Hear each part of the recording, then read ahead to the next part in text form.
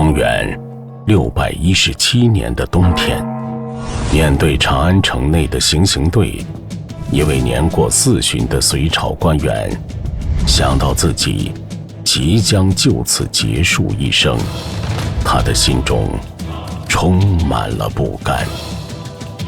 明公兴义兵，为天下除暴乱，如今大事未成，为何要以私人恩怨斩杀壮士？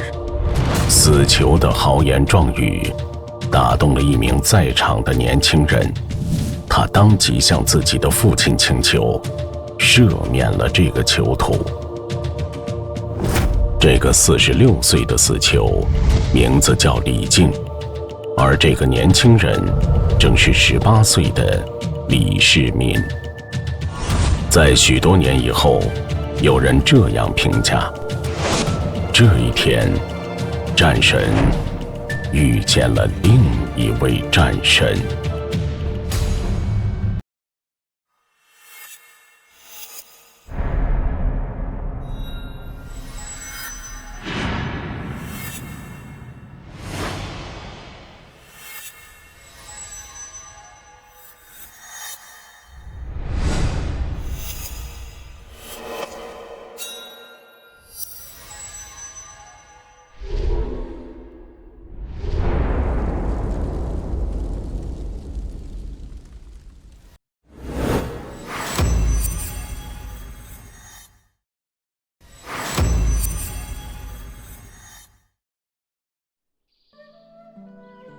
出身关陇贵族的李靖，拥有着不凡的世家，曾祖父、祖父和父亲3代为官，兄长李耀王任行军总管，舅舅韩擒虎是隋朝赫赫有名的大将。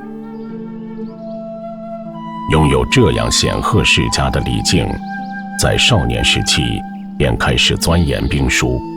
他经常与舅舅韩擒虎深入讨论孙吴兵法，展现出卓越的才华和智慧。也因为舅舅的关系，成年后的李靖常被人夸赞有王佐之才。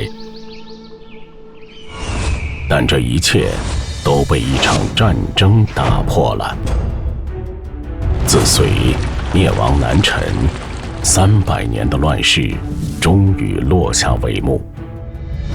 然而在北方辽阔的草原上，一个强大的帝国突厥崛起成了草原霸主。为了应对突厥铁骑频繁的侵袭和掠夺，隋朝与突厥之间展开了长达26年的激烈交锋。公元601年年初，北方的恒安镇风雪大作，李靖的哥哥李端率军再次迎战突厥，达头可汗，最终所部死伤大半，侥幸突围。为此，李端被开除官籍，贬为庶民。兄长的败绩使整个家族陷入困境，受到牵连的李靖也被免官除爵，降为县令。这一年，李靖30岁。马邑位于今天的山西朔州，自秦汉以来，便是与游牧民族交锋的前线。公元617年，已经46岁的李靖还在边关的马邑郡当郡丞。年近天命之年的他，仍在命运的泥潭中挣扎。但时代的洪流已经席卷而来。隋朝末年，天下分崩离析，怀着一颗忠君报国之心的李靖，发现上司李渊有谋反起兵的迹象。李靖第一时间想到的是赶快向在江都的隋炀帝报告这个消息。为了骗过李渊的耳目，李靖伪装成囚犯，一路南下，试图从长安绕道去江都。然而，隋朝的大地已经崩塌，李渊在太原起兵，随后攻占长安。心怀素贤的李渊下令捉拿并处死滞留于长安的李靖。明公兴义兵，为天下除暴乱，如今大事未成，为何要以私人恩怨斩杀壮士？临行前的奋力一呼，打动了在场的李世民，也扭转了李靖的命运。在秦王李世民的麾下，李靖见证了唐朝的建立和北方的统一，横扫关东，平定北方。尽管他多次出谋划策并立下战功，但始终没有得到独当一面的机会。公元620年，李靖的命运迎来了转机。萧梁是隋末的割据政权之一，由南朝梁的皇族后裔萧冀建立。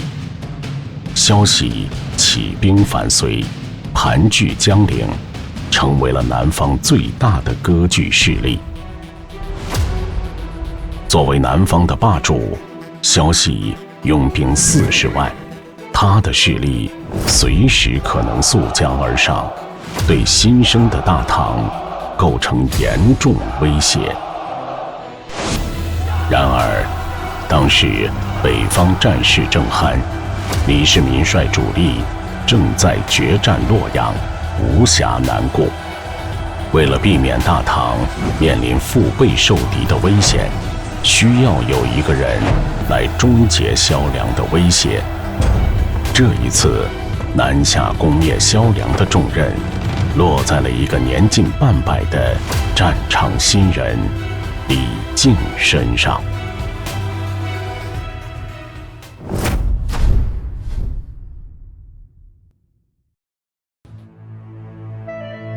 峡州地区作为萧梁的西方屏障，其地理位置至关重要。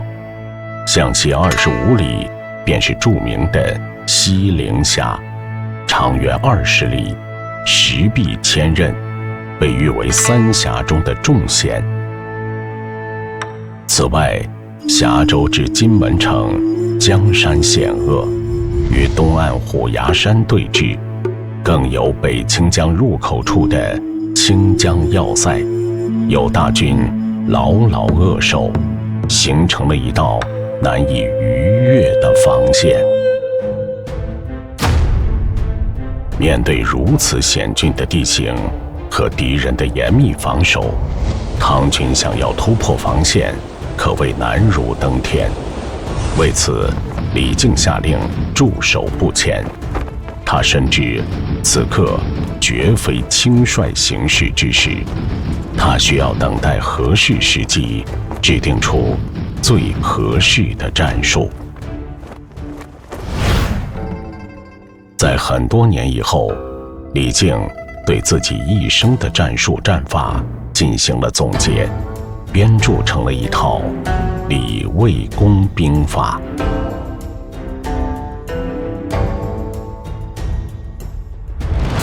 然而，尽管李靖有着千谋万计，仍在此处被阻滞了很久，以致高祖李渊大怒。在他眼里，南下唐军的踟蹰不前，正是李靖忠心存疑、故意延误战机的证据。愤怒之下，李渊秘密下旨给峡州都督许绍，命他在军中处死李靖。历史的命运总是充满了曲折与未知。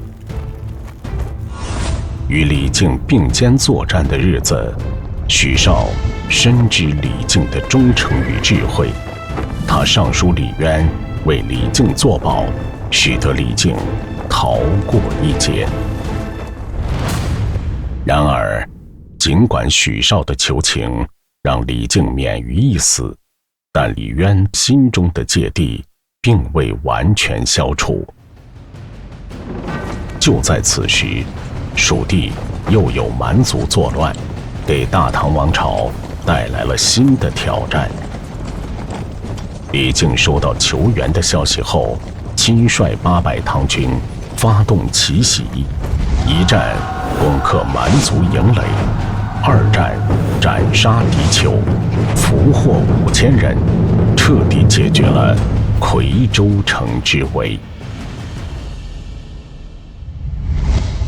李渊闻讯后喜出望外。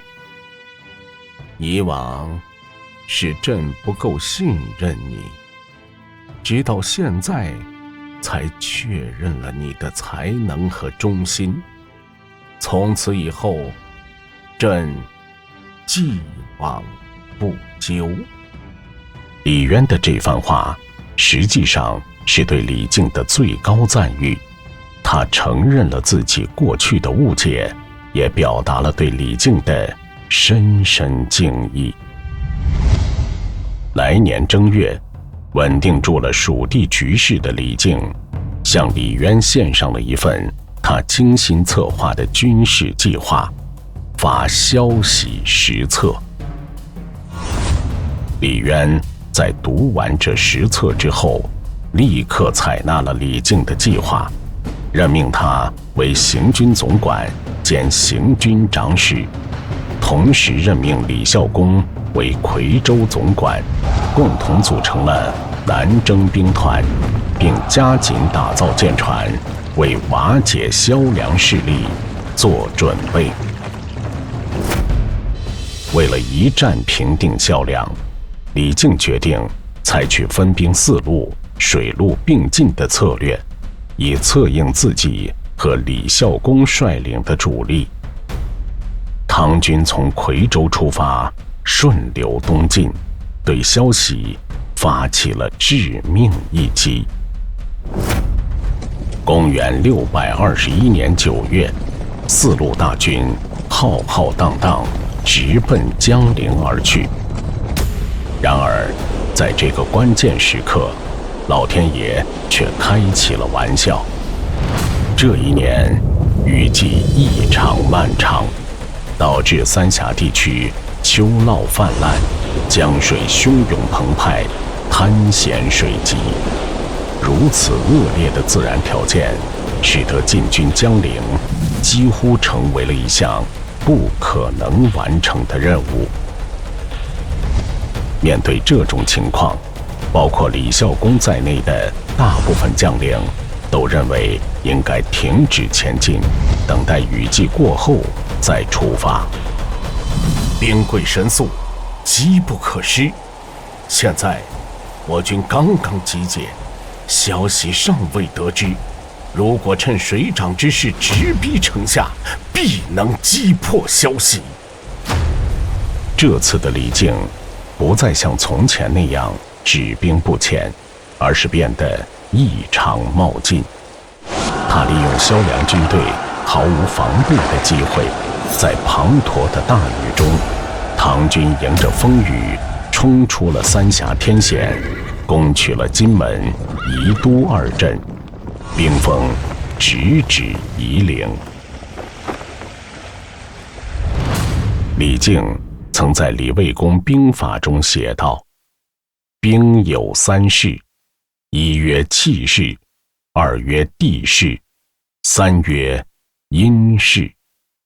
这3势可以理解为战场上的天气、地形和人心，而此次发起的雨中突袭，恰恰是他对3势理论的娴熟运用。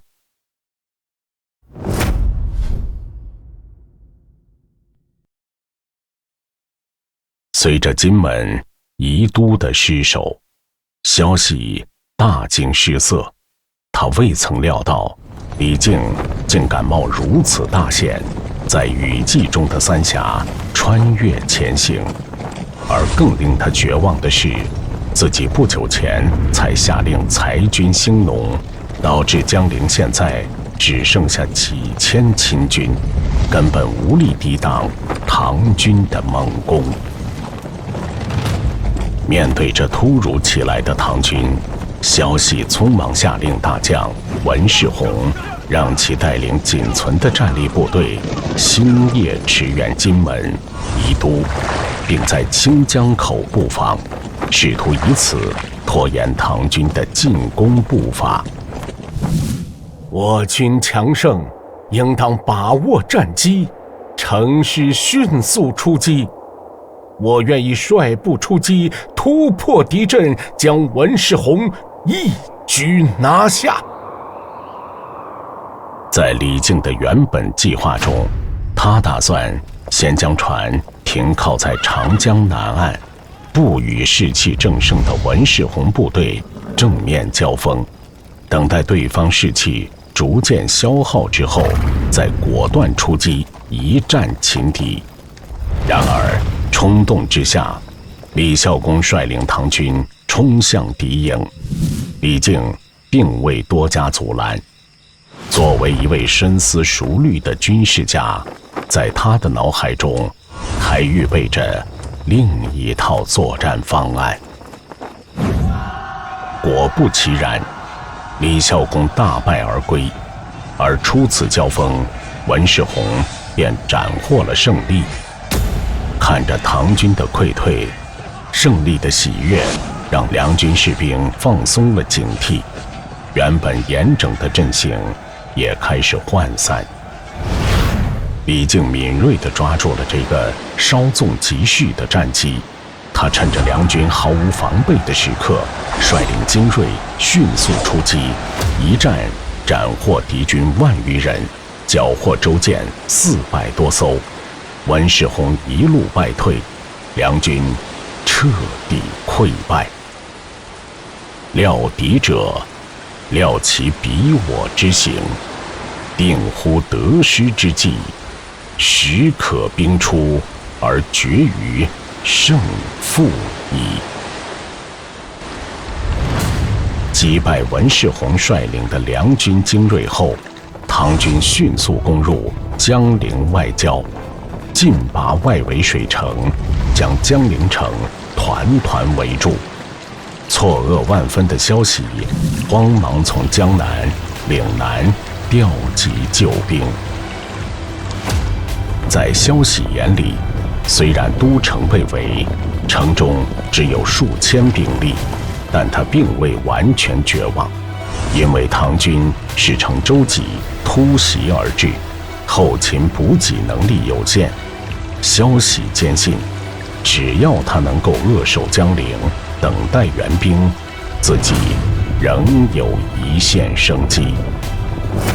数日之后，自长江下游而来的萧梁军队便已逼近江陵，他们带着大量的粮草和援兵，准备与城内的军队会合。这样，即便李靖再有谋略，也会难以应对。